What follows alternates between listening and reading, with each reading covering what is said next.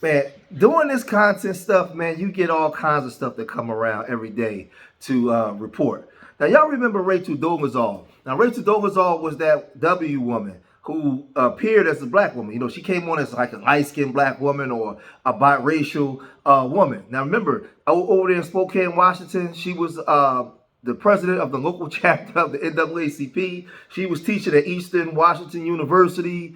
You know, she was president of like the student union thing over there. She was popping, man. She was doing the blackity black, biggity black, black, biggity black, black thing, right? But she wasn't black. Now, at some point, she got exposed. Y'all remember this? Let's fast forward to the day I found out that she was white. Okay, so I was on Twitter. I was chilling. I see her name is trending. Angel, why is my professor? Why is she trending? All the tweets I'm seeing are, she's white, Rachel Dolezal's parents out her as white, she's a white woman. And I'm like, what? Nah. And I run over to my roommate. I'm like, bro, you see Rachel is trending on Twitter? She's like, what? And we're reading the tweets and they're like, she's white. And I'm like, nah, I don't believe this. But then someone posts a childhood picture of her. Now, I don't know if she was going like to some tanning salons or something like that, but she was like a lot of people was like aunts or grandmothers. Somebody that could be, you know, in between, but she dressed up herself to make herself look that way. So a lot of black people, a lot of black women was upset, but you had black women taking up for it too. But you know, but the people that really exposed her, outed her, was her parents, because you know she was saying some very disparaging things about them, as you know, once she got caught. But her parents, they was the ones that, you know, opened up the floodgates when they did this. What is your daughter's ethnicity? Our daughter is primarily German and Czech. She's white. She's white. A shocking revelation from the parents of Spokane NAACP President Rachel Dolezal. Well, she's a blonde, blue-eyed, truckle-faced girl growing up. But as you can see, that's clearly changed. Dolazal has reportedly told media outlets that she's part African American and has biracial parents. Ruth Ann and Larry say that's. Have you spoke with Rachel at all? No, Rachel has made it very clear she does not want us to contact her. Seeing this interview this morning on the Today Show, did you watch it first? We did. Well, we saw it later taped. What were your thoughts? Aspects of it are very hurtful, deeply hurtful, and we have ongoing concerns. What aspect of it was hurtful? Well, the dad comments, for me, especially.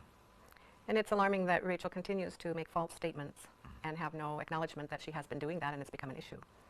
I wondered, you know, I saw an interview with you previously, and you hoped that, I think actually it was a Good Morning America, you would hope that Rachel would take this opportunity on the Today Show to apologize, and that's the one thing that she didn't do. Do you think that you know, that is something that she should have done still? Yes, but I don't think she can apologize until she acknowledges that she has lied. And making false statements and deceiving people is something that has to be acknowledged before you can say I'm sorry for it. Now, I don't know if this woman was dealing with some mental health issues or whatever it was, but at some point, she just like went from looking like a blonde-haired, blue-eyed woman to somebody's Creole aunt down there in Louisiana. Like, she just dressed herself up, and she got away with it. You know, she got in the NAACP. She was over there teaching in college. But, you know, once she got outed, you know, she started losing everything, right? She lost her job. She got kicked out the NAACP. And she ended up having to go do OnlyFans. And she was busting it wide open on OnlyFans.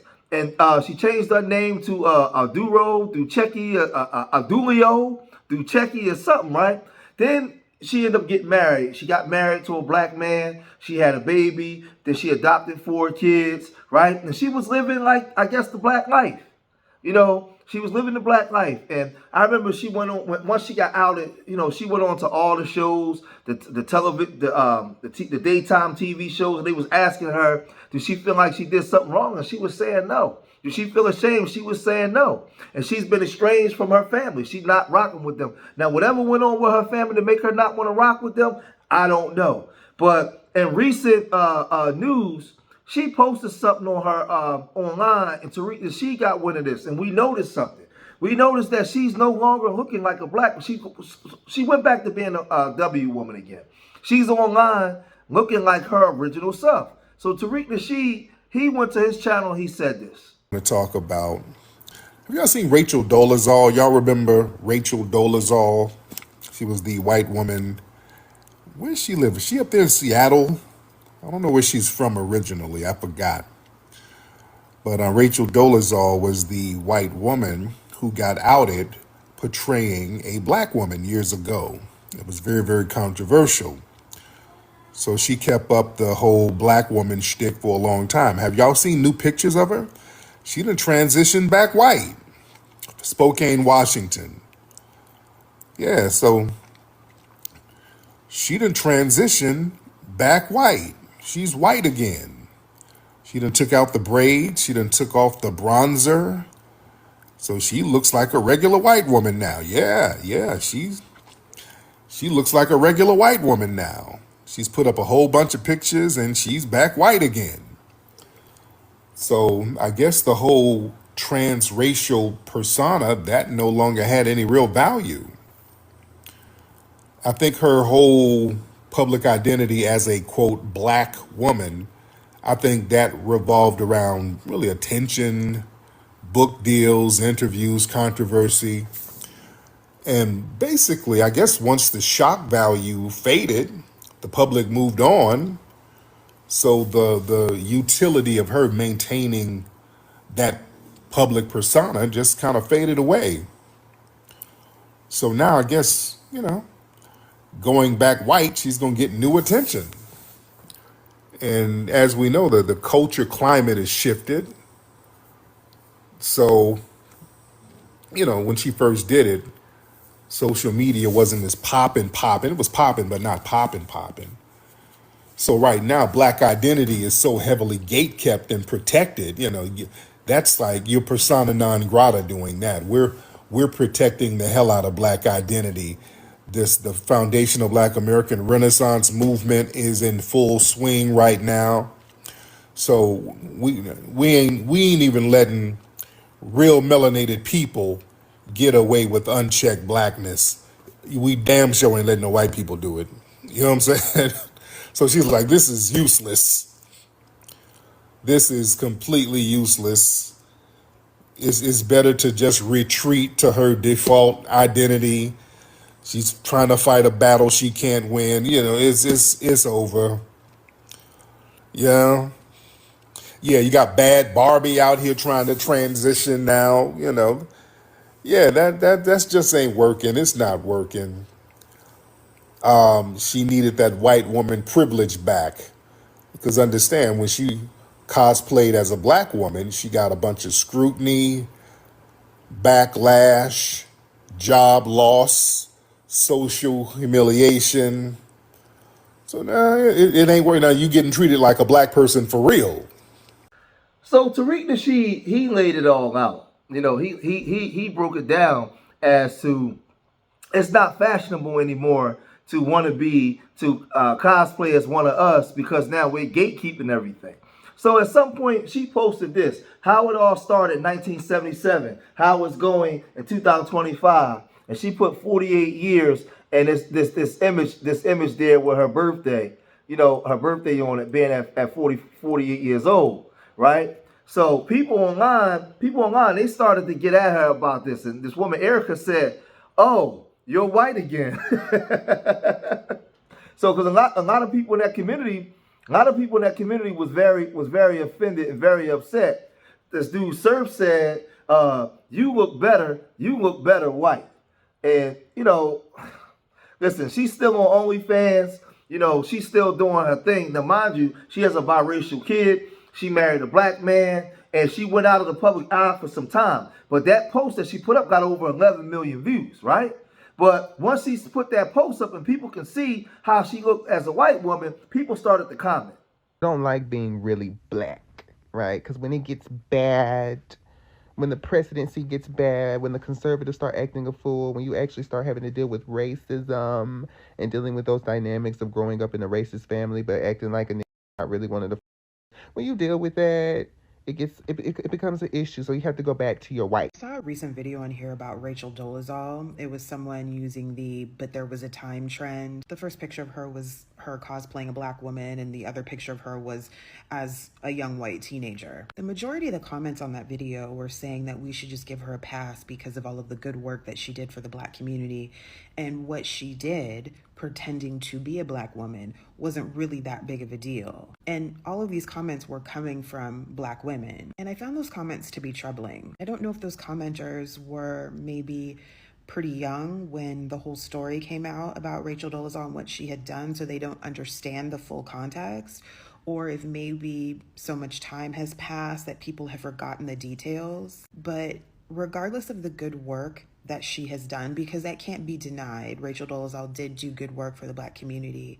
The problem is that she co-opted the stories and the struggles of Black women, made them her own, and made an income from that. Rachel's background story is not unique. She grew up as one race and ethnicity and found comfort and acceptance in a completely different race and ethnicity. That has been the case for many people, but only she decided to then pretend to be, cosplay as that other race or ethnicity.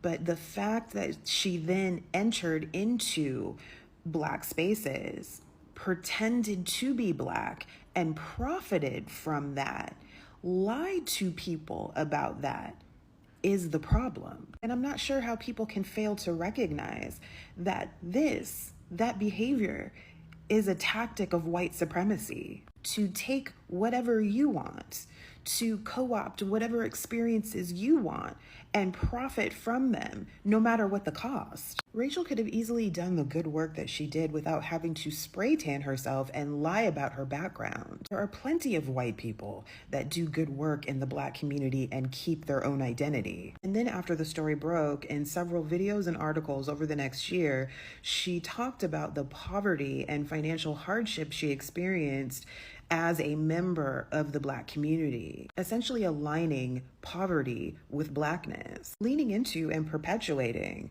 the pre-existing idea that Blackness equals poverty, moving into a community, pretending to be a part of that community, stealing that community's stories and struggles, co-opting them as your own, making a profit from those stories and struggles, while also perpetuating negative stereotypes and beliefs about that community, is a form of violence against that community. I don't care what kind of work she did for the NAACP. What she did, how she lived her life, was a form of violence. And it's disappointing that we now have a bunch of people 10 years later that do not understand that. And see, I agree with everything the sister said. The crazy part is Black people are so accepting. All she had to do was come out as a W woman and say that she wanted to ingratiate herself into the Black community, the Black culture. There's always a Black dude that want to throw his BBC into a W woman. They out there everywhere. They ain't me, but they out there. She ain't have to do all that. So my whole thing is, what was her ulterior motives for doing it? I'm hearing that she, at one point, she sued Howard because they wouldn't let her in because, basically for racial discrimination. So she came in and cosplayed as a Black woman. And just start doing all these different things. So I don't know, like I'm not feeling it. But now with Trump being in office, you got all these W conservatives running wild. Now all of a sudden she's back white again, right? And people are seeing it and people are calling this out. People are exposing this kind of stuff, man. And I just think that she could have did the same thing that she was doing, cosplaying as a Black woman, she could have did as a W woman. And now once she got outed, she got fired. And like the woman said, you benefited economically off the struggles of the things that Black women has to go through that you don't because you're a W woman. There's there's differences, right? And, you took advantage of something, right? And I don't know. Y'all gotta let me know what y'all think about this because now she's posting images like this now. And, she's going back to this because she can switch back and forth. The Black woman can't do that. She got to stay being a Black woman. But y'all let me know what y'all think, man. If you made it this far in the video, hit that like button, subscribe to Street Media TV. Leave your comments in the comment section. Let me know what you guys think. And remember, I love y'all. Till the next time. Peace.